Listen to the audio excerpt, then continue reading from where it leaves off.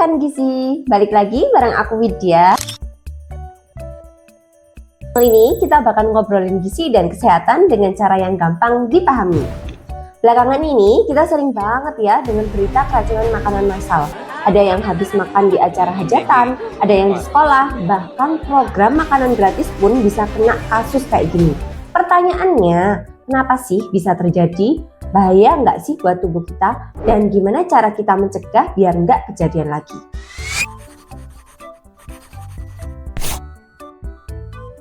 Oke, kita bahas dulu penyebab keracunan makanannya ya. Dari data WHO menyebutkan lebih dari 600 juta orang di seluruh dunia kena penyakit akibat makanan setiap tahun. Jadi bukan cuma masalah di Indonesia, tapi jadi masalah global juga. Penyebabnya apa aja sih? Yang pertama, bakteri dan virus. Misalnya Salmonella, E. coli, sampai norovirus. Kalau jumlahnya banyak dan masuk dalam tubuh, itu bisa bikin muntah, diare, bahkan dehidrasi parah. Yang kedua, kontaminasi silang.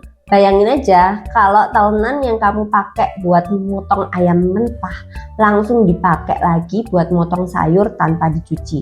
Bakterinya bisa pindah ke makanan. Yang ketiga, penyimpanan yang salah. Makanan basi, makanan yang terlalu lama dibiarkan di suhu ruang atau enggak disimpan di kulkas dengan benar. Yang keempat, bahan bakunya sudah tercemar. Bisa jadi dari air yang kotor, sayuran yang kena pestisida, atau daging dari hewan yang sakit. Jadi intinya, keracunan makanan itu terjadi karena kombinasi faktor.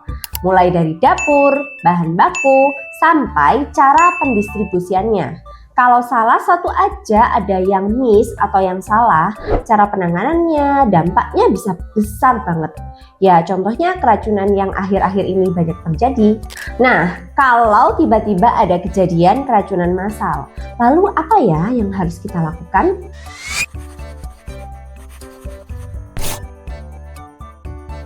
Oke, yang pertama adalah jangan panik.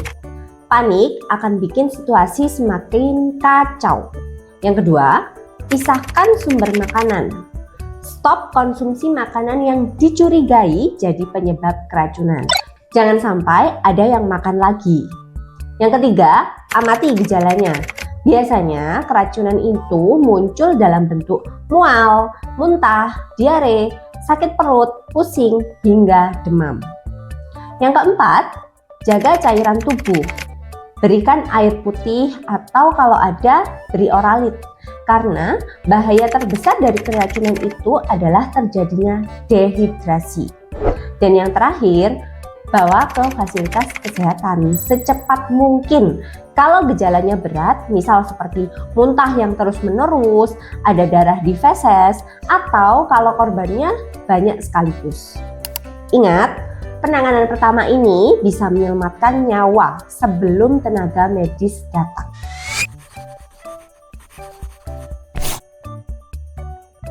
Oke, sekarang bayangin kalau kita jadi panitia acara besar, entah itu hajatan, catering, atau jadi ahli gizi di program makan bergizi gratis.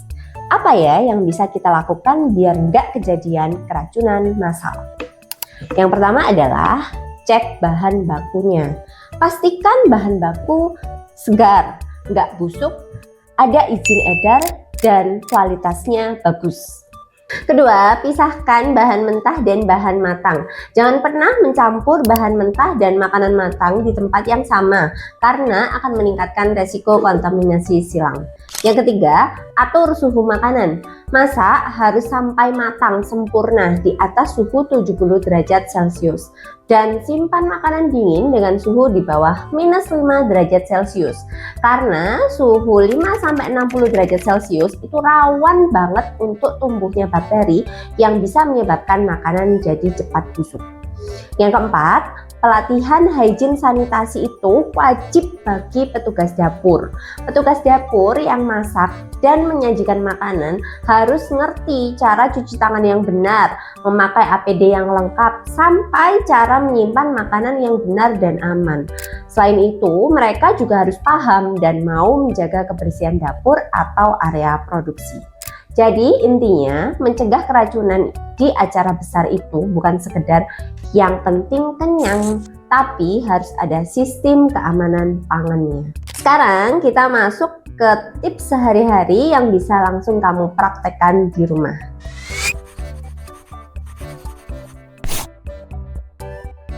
Yang pertama, cuci tangan dan alat masak sebelum dan sesudah mengolah makanan. Yang kedua, pisahkan talenan dan pisau. Misal, satu khusus untuk daging mentah, satu lagi buat sayuran atau buah. Yang ketiga, masak dengan suhu yang tepat. Misal seperti ayam minimal 75 derajat Celcius, daging sapi sekitar 70 derajat Celcius, dan untuk ikan sekitar 63 derajat Celcius. Yang keempat, jangan overcook, karena kalau kelamaan dimasak, gizinya bisa hilang. Yang kelima, simpan makanan dengan benar. Gunakan wadah tertutup, simpan di kulkas di bawah -5 derajat kalau mau disimpan lama.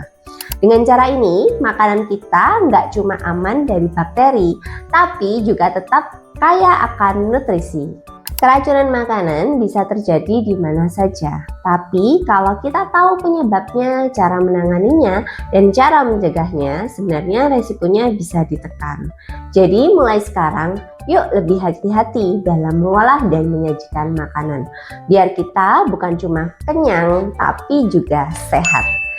Keamanan pangan itu bukan semata-mata tugas utama ahli gizi, tetapi semua sektor wajib berperan penting dalam menjaga keamanan pangan. Jadi stop menyalahkan ahli gizi sebagai kambing hitam dalam masalah keracunan seperti dimakan bergizi gratis.